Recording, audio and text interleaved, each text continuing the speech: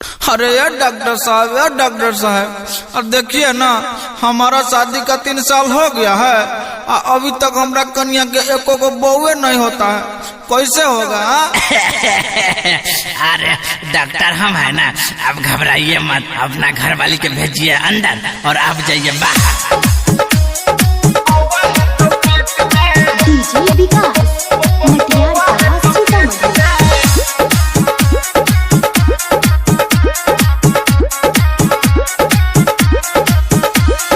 चल के छौरिया मकैया वाला खेत में, एक नंबर सुइया देबो बउआ है तो पेट में, देबो दवाई के डोज खइहे सुबह शाम रोज, देबो दवाई के डोज खइहे सुबह शाम रोज, कमी नहीं करिए छौरी तू टॉबलेट में। चल के छौरिया मकैया वाला खेत में, एक नंबर सुइया देबो बउआ है तो पेट में। डीजे विकास रियांश रिकॉर्डिंग स्टूडियो जनकपुर धाम नेपाल। मटियार कला सीतामढ़ी।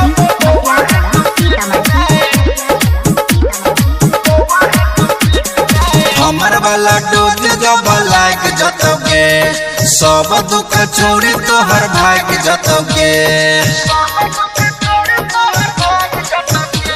ये हमर वाला डोज जब लाग जतोगे, सब दुख छोड़ी तोहर भाग जतोगे, तोरा इलाज करबो कम भाव रेट में। चल के छौरिया मकैया वाला खेत में, एक नंबर सुइया देबो बउआ हो तो पेट में। डीजे विकास रियांश रिकॉर्डिंग स्टूडियो जनकपुर धाम नेपाल। मटियार कला सीतामढ़ी।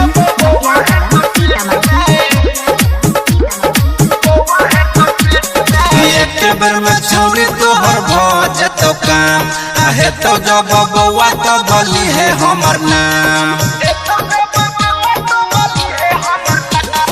एक बेर में छौरी तोहर भ जतो काम, आहे तो जब बउआ तो बोली है हमर नाम, पवन संतोष नहीं देखता देत में। चल के छौरिया मकैया वाला खेत में, एक नंबर सुइया